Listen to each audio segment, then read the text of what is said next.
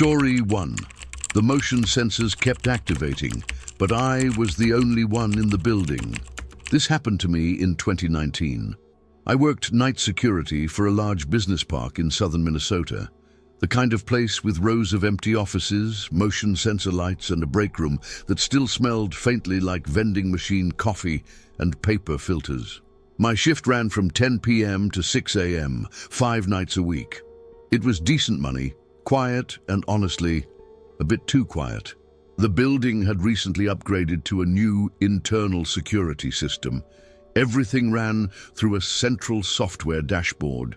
Thermal motion sensors, hallway lights, door access logs, even a low-res night vision camera feed.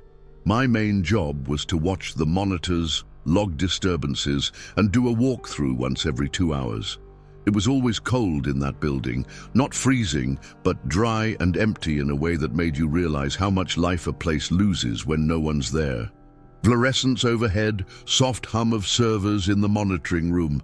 The building creaked sometimes, not old house creaks, but the type of metallic settling you hear in big structures when the air vents shift pressure. I first noticed the motion triggers on my second month there. They started small, just small red blips on the screen. Motion detected in Office B11. A few seconds later, nothing. The camera would flick on, catch a few frames of static air, then go dark again. I figured it was air currents or a bug flying past the sensor, but it kept happening. Same room, same pattern. I pulled the footage the first time it triggered 3 nights in a row.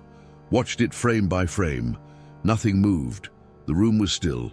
A few chairs, a table, closed blinds. At 3:03 a.m., exactly every night, the sensor would go off, camera light would click on, then nothing. The first week, I assumed it was faulty wiring. I left a note for the building supervisor, but nobody followed up. They didn't take it seriously. Then I noticed something stranger. That office, B11, had its chairs reset every morning. I wouldn't have noticed, except one night I did my walkthrough early and saw that one of the chairs was turned slightly, facing the window. The next night, same thing. The night after that, the chair was under the table, pushed in clean. At first I assumed the cleaning crew was doing it, but I checked the log. No cleaners came during my shift, no door access recorded, no activity on the side exits. That chair just moved. I tested a theory. After my 2 a.m. round, I dragged one of the chairs into the hallway. I sat it sideways, facing the security camera just to see. At 3:03 a.m., the motion sensor lit up again. I clicked over to the live feed. The hallway was empty, but when I did my 4 a.m. walkthrough, the chair was back inside the office, in the exact place it had been the night before. From then on, I watched every night. At 3:03, motion trigger, footage showed nothing. Then the room, always restored to default, chairs pushed in, blinds down, nothing left out of place, no sound, no entry logs. I even put down a slip of paper in the doorway once.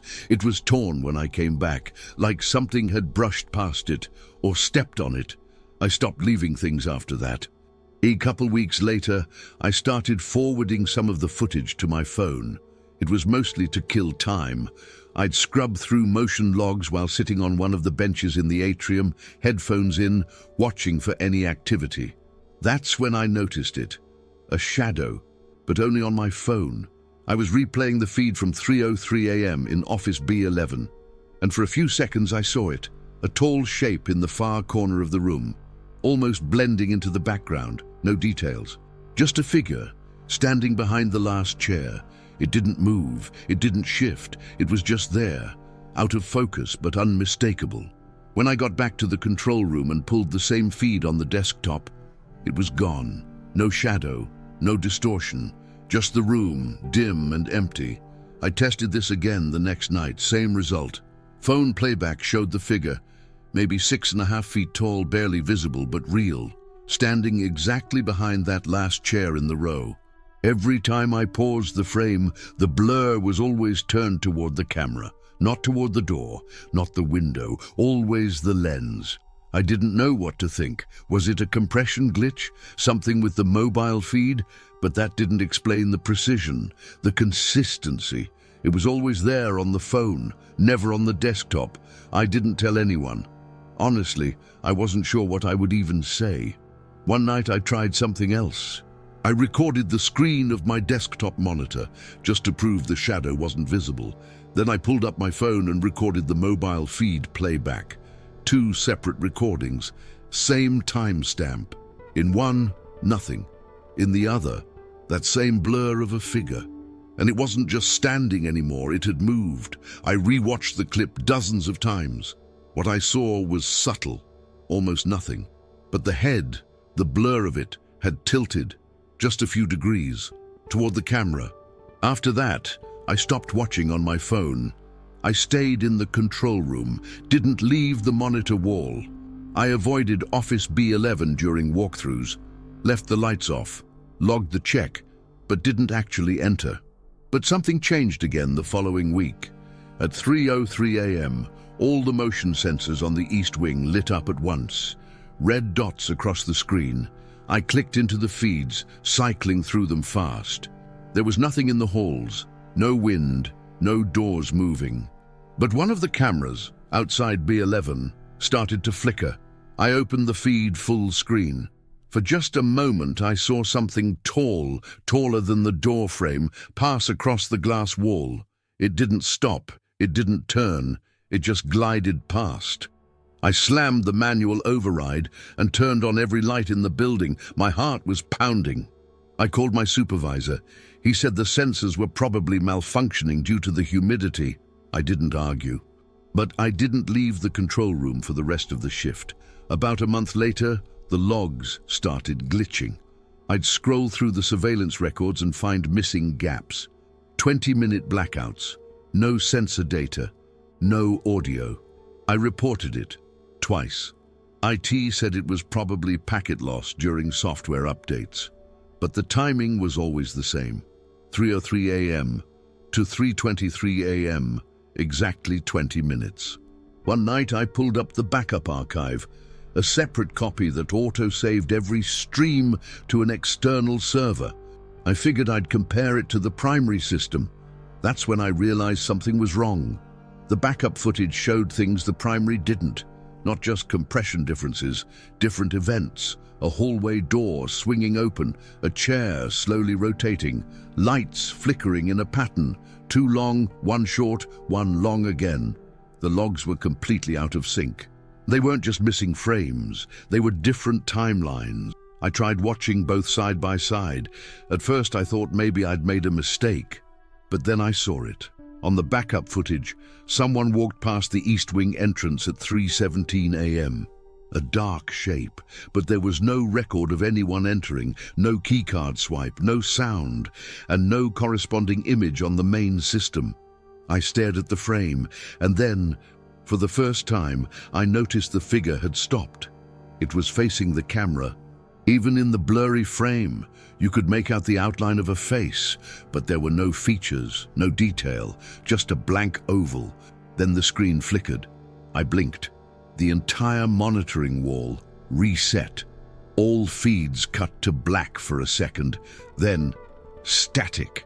And one by one, the motion sensors turned off.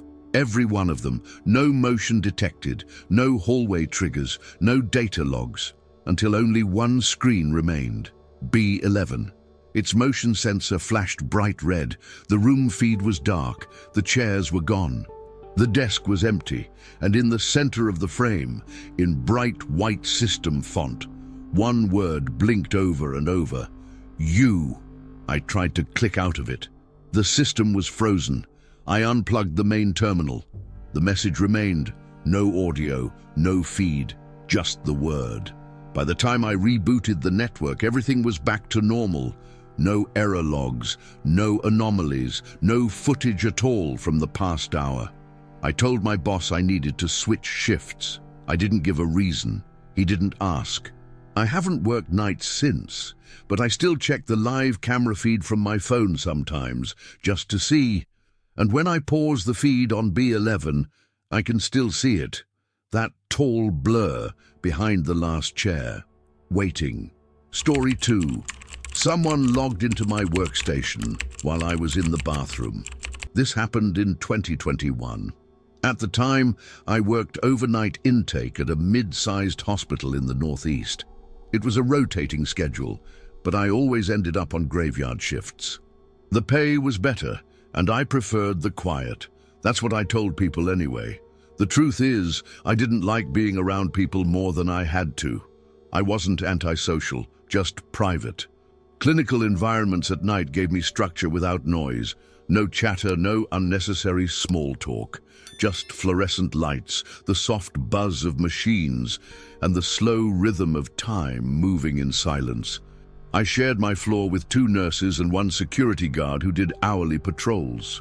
The records office, where I was stationed, sat just past the elevators. A small space, desk, printer, terminal, badge reader, and cabinets full of files, mostly now digitized.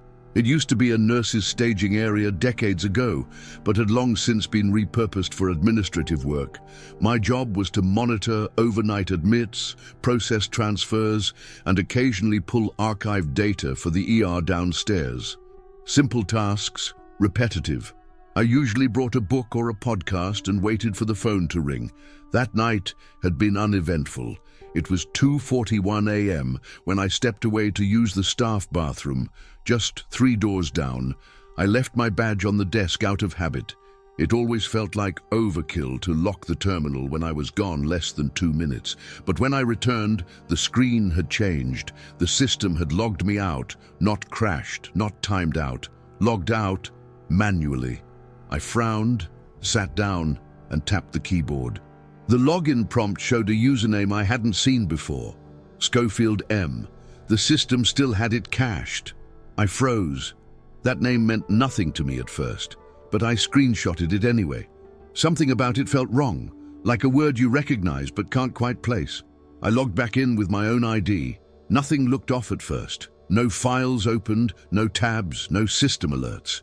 But when I opened the activity log, I saw it. Entry time, 2:43 a.m. Duration, 1 minute, 42 seconds. Access, internal database. File open, patient archive, 1947 to 1973. I didn't know what to do with that, so I just wrote it down, flagged the session in the system as an irregular login, and went back to work. I thought about it on the drive home. Could have been a bug. Some kind of session ghosting, but hospital systems are rigid. They don't glitch like that without someone noticing. The next night I brought it up casually to one of the nurses, Eva, who'd been there the longest. She was sorting medication trays when I asked if the name Schofield meant anything. She looked up and didn't speak for a second. Then she said, "Where'd you hear that?" I told her I'd seen it in an old file while digging through admissions logs, which was a lie. I didn't want to sound paranoid. Eva kept her eyes on the tray. "That's weird," she said. "There was a nurse named Martha Schofield, long time ago. Night shift, like us." I asked what happened to her. "She passed," Eva said. "Here, in the building, years before I started." "Accident?" I asked. Eva shook her head. "Heart, I think. In the old records office, actually, before they moved us out. It used to be where you sit now." I didn't know what to say. I asked if anyone else had mentioned that name since. She said no, but that night I checked the employee registry. Our system keeps legacy IDs in an offline archive, even for staff long gone. I found her. Schofield MM position, RN, night operations status. Terminated date of death, March 3rd, 1993. That's what stopped me cold. March 3rd, the login from the night before, timestamp 2:43 a.m. I triple-checked everything, looked up archived access logs. The system had her credentials marked as inactive, but not deleted, just grayed out. Not usable, but still present, like a ghost account. I didn't tell anyone, but I started locking my terminal, even if I left for 30 seconds. 2 nights later, I stepped out again, just to refill my coffee in the hallway. I was gone exactly 1 minute. When I returned, the system had logged out again. Same cached name at the login screen, Schofield M. I unplugged the monitor. I stopped drinking coffee after that. It started with the sound of the printer. You know the sound, low rumble, then the soft whine of paper feeding through rollers. It came from just over my shoulder. I turned, expecting a fax job, or maybe an automated print request from the ER, but nothing was queued. Still, the printer kept going, page after page. I checked the tray. Blank at first, then, on the third page, words. Just one line. I see you now. I thought maybe it was a prank, someone remote triggering the print queue. It's not impossible. We were on a shared network, technically, but the fourth page said the same thing, and the fifth. By the time I pulled out the 10th page, I noticed the font had changed, not computer-typed, but faint, handwritten, still, the exact same line, over and over. I see you now. I stopped the printer at page 15, or tried to. The cancel button didn't work. The machine kept humming. 20, then 25. I unplugged it. It kept printing. No lights, no power. Still printing. The sound was softer now, like it was barely clinging to life, but the paper still slid through. I stepped back and just watched, too afraid to touch it again. At page 37, it stopped. The final page was different, no words, just a sketch, pencil, maybe charcoal, lines and shading, uneven and frantic, like someone drew it in the dark. But I recognized it instantly. It was me, as a child. I don't have many photos from then. My parents weren't the documenting type, but I knew that drawing. I knew the haircut, the scar above my lip, the shirt with the rabbit print. It wasn't just a child, it was me. I didn't sleep that day, I didn't go in the next night. When I came back 2 days later, the printer was gone. Eva said maintenance removed it, something about a fire hazard, but no one filed a report. A week after the printer incident, I stopped going in altogether. I didn't give a detailed excuse, just said I wasn't sleeping well, which was true. HR offered medical leave, but I asked about remote work instead. A few admin staff had shifted to home-based roles after COVID. They approved it within 48 hours. They even sent a terminal to my apartment. When I booted it for the first time, the desktop was clean. No history, no files, except one, a PDF, untitled. I opened it. It was blank. For a moment I thought it was an error, but when I scrolled down at the very bottom of page 1, there was a single line, "She's still waiting in records." I closed the file. 2 days later, it was gone. I hadn't deleted it. I called the IT line. They said the file had never been registered. I kept working from home, but strange things continued. One day, I opened the task queue to find a flagged request. No timestamp, no source department. The request title read, Archive Retrieval, Schofield Martha RN. Attached was a scanned intake form from 1987. Patient name redacted but signed at the bottom, witnessed by Monsieur Schofield. I checked the footer. It had today's date, printed at 3:03 a.m. I called Eva. Her number didn't connect. I asked HR if she still worked the night shift. They said no one by that name was employed at the hospital, no records on file. I stopped asking questions. Eventually, I left the position altogether. But the laptop they sent me, the one I used for remote work, it still sits in my closet. Every once in a while, the power light blinks, even when it's not plugged in. And sometimes, I check, just to make sure that file's still gone. But last week, I found something else. A new folder, created at 3:03 a.m., titled simply, Intake. Inside was one document, date of birth, mine, signature, blank, witness, Schofield M. I shut the laptop and placed it face down in the hallway. I haven't opened it since. Did you enjoy the content and it made a difference for you?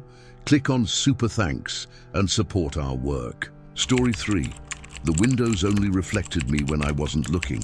This happened to me in late 2022. I worked night maintenance at a private university on the East Coast. I was one of 4 people on the overnight facilities crew, but we were rarely in the same building at once. Our duties rotated: cleaning, lock checks, light replacements, mechanical upkeep. I preferred working in the administration wing. It was quiet, polished floors, long halls, polished glass walls, and windowed offices that looked out onto manicured courtyards. The admin wing had floor-to-ceiling windows facing both inside and out. At night, they became mirrors, cold panes reflecting the empty interior, the clean symmetry of the architecture, and, when I passed, my own figure moving silently past the glass. At first, I liked the reflections. There was something grounding about them, reassuring, like you could always double-check that you were still there, still real. That comfort didn't last.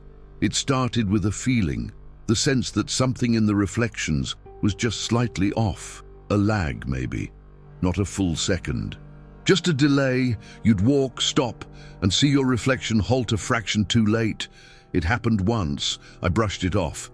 Then it happened again. I tried to test it. One night I stood in front of the faculty conference room window and moved quickly. Snapped my head to the left, dropped my keys to the floor. Normal stuff. The reflection matched me perfectly. Then I raised my right hand quickly, a sharp motion, trying to catch it off guard. The reflection moved a split second too early. That stopped me cold. I stood still. So did the figure in the window. I stepped back, breathing a little harder than before. There was no reason to panic. I figured I'd imagined it. My mind was tired. You don't realize how much being alone at night distorts your senses until something breaks the rhythm. But I started watching the glass more closely after that. Every night, I passed those windows during inspections, and every night I found myself glancing, just to see. One night I waved at the reflection. It didn't wave back. That's when I stopped walking past that part of the wing. I adjusted my route, choosing the longer hallway instead, but the windows were everywhere. One night I was polishing the glass in one of the upstairs atriums when I noticed something else, something worse. The reflection smiled. I hadn't. By then, I was losing sleep. I didn't tell my supervisor anything. There's no easy way to say the windows don't behave anymore without sounding unstable. But I stopped walking past any glass unless I had to. If I did, I made sure not to look, not to glance. I kept my head low and my tools in hand. I knew the layout well enough by then to avoid most of the worst stretches, except for one, the hallway outside the dean's office, one wall of glass, always dark on the other side. One night I was halfway through replacing a ceiling bulb when I realized I was standing in full view of that stretch. I wasn't looking directly at it, but it was in my peripheral vision. The lights above made the window reflect clearly. Every movement, every shift of my body. I tried not to blink, but eventually I did. When I opened my eyes, my reflection was closer. Not by much, but enough that I saw less of the hallway behind me and more of its shoulders, like it had taken a step toward the glass. I turned slowly, nothing behind me. Just the long, empty corridor. I looked back at the glass. The reflection stood where it should. I waited, lifted a hand slowly, then snapped it forward. Matched. Perfectly. But something in its eyes didn't change. Usually when you move, your eyes track. The direction, the shift in focus. It's automatic. The reflections didn't. They stared straight ahead. Even as I turned to the side, dead center. Fixed. I moved again, slower this time, keeping my gaze sideways, trying to catch the angle. It didn't blink. I did. And when I opened my eyes again, its hand was raised. Mine wasn't. I stepped back. So did it. A half second too late. And then the mouth opened. Mine didn't. I swear to you, I watched its mouth move, not wide, just slightly, like a breath that carries a word. No sound, just the faint movement of a jaw. I turned away and left my toolkit where it was. I didn't go back for it. That night, I told the on-call lead I had a stomach issue and clocked out early. The next morning, I found a message in my inbox from the maintenance team chat. No subject, no sender, just one line. You blinked. I deleted it. I started researching night shift hallucinations. Apparently, there's a documented phenomenon called mirrored identity inversion, where individuals begin externalizing their sense of self under prolonged artificial lighting. The brain projects familiarity into surfaces that mimic depth, especially under stress. That made sense to me. At least, it did until the window stopped acting like glass. This was 3 weeks after the first delay. I was doing a floor check near the archives. There's a small office with a wide viewing window overlooking a lower courtyard. I passed it dozens of times during walkthroughs. That night I paused. I don't know why. I think I wanted to test something again. Maybe prove to myself that I was just imagining all of it. I stood in front of the glass, looked straight at the reflection, then closed my eyes for a full 10 seconds. When I opened them, the reflection was right against the inside of the glass, face level. But not mine. It wore my uniform, it had my build, but the skin wasn't right. Like it had been underwater too long, waxy, bloated, too smooth. And the mouth was still moving. Not words, not quite. Just breath patterns. Like someone rehearsing your speech for you. I raised a hand, slowly. It didn't move. Instead, its lips shaped something. I watched carefully. Over and over the same syllables. I stepped closer, and then I heard it. Not from outside, from behind the glass. It was speaking, my voice, but not my breath, not my throat, saying the words just milliseconds before I thought them. Repeating sentences I hadn't said out loud yet. Then I moved. Hard. I struck the window with the flashlight in my hand.